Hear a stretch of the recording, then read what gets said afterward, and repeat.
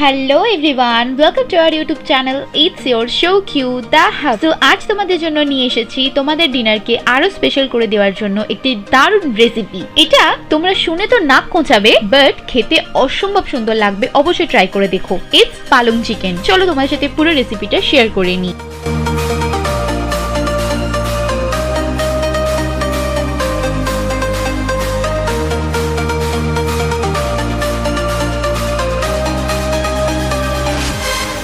And guys, don't forget to like, comment and subscribe.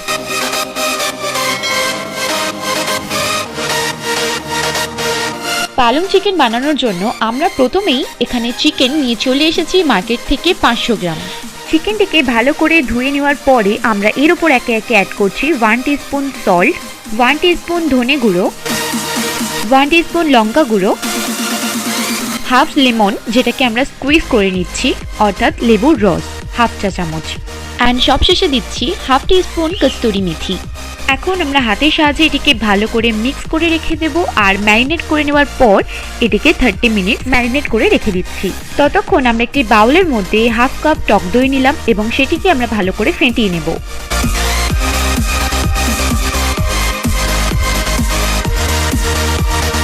ভালো করে ফেটিয়ে নেওয়ার পর এর উপর একে একে দিয়ে দিচ্ছি হাফ টিস্পুন নুন, 1 টিস্পুন ধনে গুঁড়ো এবং 1 টিস্পুন জিরে গুঁড়ো দিয়ে আমরা এটিকে ভালোভাবে মিক্স করে নিচ্ছি।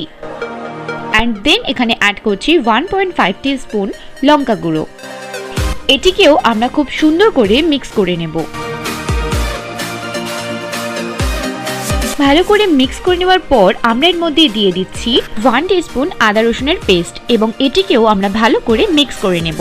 এরপর আমরা একটি বড় বাউলের মধ্যে সামান্য পরিমাণ জল গরম বসাতে দিলাম। জলটির মধ্যে দিলাম 1 টিস্পুন সল্ট, 2 টিস্পুন চিনি, সামান্য পরিমাণ সোডা এবং সবশেষে মার্কেট থেকে নিয়ে আসা পালং শাকটিকে ভালো করে ধুয়ে বেছে এই জলের মধ্যে ফুটতে কিছুক্ষণ রেখে দেব।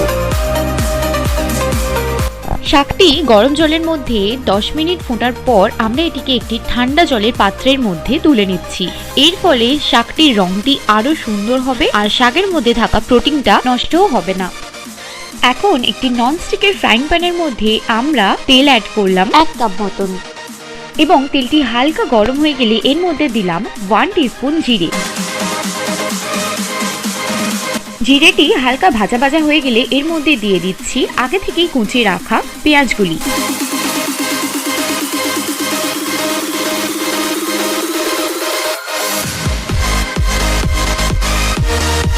এখন আমরা পেঁয়াজটিকে ভালো করে নাড়াচাড়া করে ফ্রাই করে নেব যতক্ষণ না মিষ্টি একটি ব্রাউন কালার তৈরি হয়ে যায়।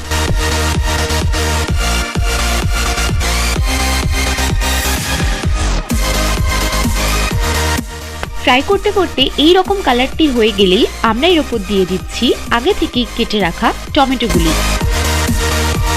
এখন পেঁয়াজ ভাজাটির সাথে টমেটোটিকে ভালো করে নাড়াচাড়া করে আমাদেরকে ফ্রাই করে নিতে হবে।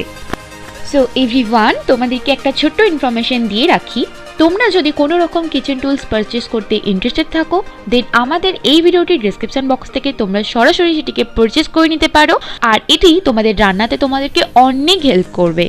সো আমরা এখানে অলমোস্ট টমেটোটিকে ভালো করে ফ্রাই করে নিয়েছি পেঁয়াজ ফ্রাইটির সাথে। প্রায় 7 থেকে 8 মিনিট ভালো করে ফ্রাই করে নেওয়ার পর আমরা এখানে ম্যারিনেট করে রাখা চিকেনগুলি দিয়ে দিচ্ছি, যেটা অলরেডি 30 মিনিটস ম্যারিনেট করে রেখে দিয়েছিলাম। তো আমরা সিম্পলি এখানে চিকেনগুলির সাথে ভালো করে গ্রেভিটিকে অর্থাৎ পেঁয়াজ আর টমেটোর ভাজাটিকে ভালো করে মিশিয়ে ফ্রাই করে নেব। যেহেতু র চিকেনগুলোকে আমরা এর আগে ফ্রাই করিনি, তো তার জন্য আমরা একটু পেশেন্স নিয়ে ফ্রাই করব, যার ফলে ভিতরটা ভালো করে সেদ্ধ হতে পারে। পেঁয়াজ ভাজা আর টমেটো ভাজাটির সাথে মাংসটি ফ্রাই করতে করতে অসম্ভব দারুণ একটি স্মেল আসবে, আর কিছুক্ষণ পরই আমরা দিয়ে দিচ্ছি আগে থেকে ম্যারিনেট করে রাখা টক দইয়ের ব্যাটারটি।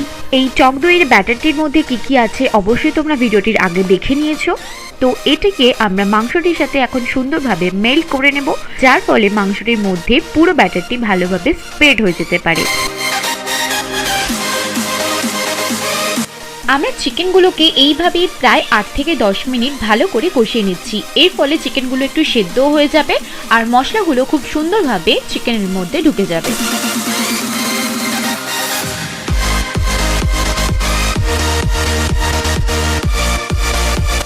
এখন ঠান্ডা জলের মধ্যে ভিজে রাখা পালং শাকগুলোকে আমরা একটি মিক্সার গ্রাইন্ডারের মধ্যে পেস্ট হতে দিচ্ছি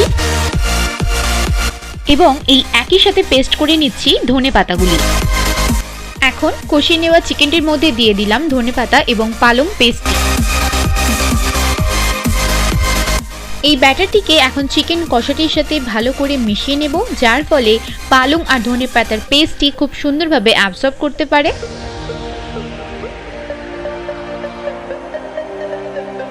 পালং শাক আর ধনেপাতার ব্যাটারটি দিয়ে আমরা 8 থেকে 10 মিনিট মতন ভালো করে কষিয়ে নিচ্ছি। এখন গ্রেভিটা অনেকটা বসে গেলে তারপর আমরা এটাকে হালকা নাড়াচাড়া করে কষতে থাকবো। এর ফলে গ্রেভিটা খুব সুন্দর টেস্ট হবে আর একটা বেশ মাখো মাখো মতো একটি ব্যাপার তৈরি হয়ে যাবে। তো এখানে চিকেনগুলো ভালো করে সেদ্ধ হয়েছে কিনা আপনাদেরকে ভালো করে দেখিয়ে দিলাম। এখন চিকেনটি সেদ্ধ হয়ে খুব সুন্দরভাবে রেডি হয়ে গেছে। এখন এটিকে একটু প্লেটে সার্ভ করি। আজকের মতো আমাদের পালং চিকেনটি রেডি। এখন এই চিকেনটির মধ্যে ছোট্ট একটি টাচা বাকি আছে। আমরা একটি বাউলের মধ্যে সামান্য পরিমাণ তেল দিলাম এবং তার মধ্যে আগে থেকে কুচিয়ে রাখা সামান্য পরিমাণ পেঁয়াজটি দিয়ে দিলাম এবং এই পেঁয়াজগুলি সামান্য ভাজা ভাজা হয়ে গেলে, হালকা ব্রাউন কালার হয়ে গেলে আমরা এটিকে একটি চামচের মাধ্যমে তুলে সেটিকে গার্নিশ করার জন্য পালং চিকেনটির ওপর সুন্দরভাবে ছড়িয়ে দেবো। এর ফলে এর টেস্টটি আরো এক ধাপ বেড়ে যাবে আর দেখতে তো অসম্ভব সুন্দর লাগছেই। অ্যান্ড এট দ্য লাস্ট আমাদের পালং চিকেনটি পুরোপুরি রেডি হয়ে গেছে আমাদের ডিনারকে আরো স্পেশাল করে দেওয়ার জন্য। তো আপনারাও কেন দেরি করছেন, চটপট এই পুরো ভিডিওটা দেখে নিন আর বাড়িতে বানিয়ে ফেলুন আর আপনাদের ডিনারটিও জমিয়ে নিন। তো আশা করি তোমাদের এই পুরো ভিডিওটা অনেক ভালো লেগেছে, আর যদি ভালো লেগে থাকে then don't forget to subscribe our channel আর ভিডিওটিকে অনেক ভালোবাসা দিয়ে লাইক, কমেন্ট, শেয়ার করো।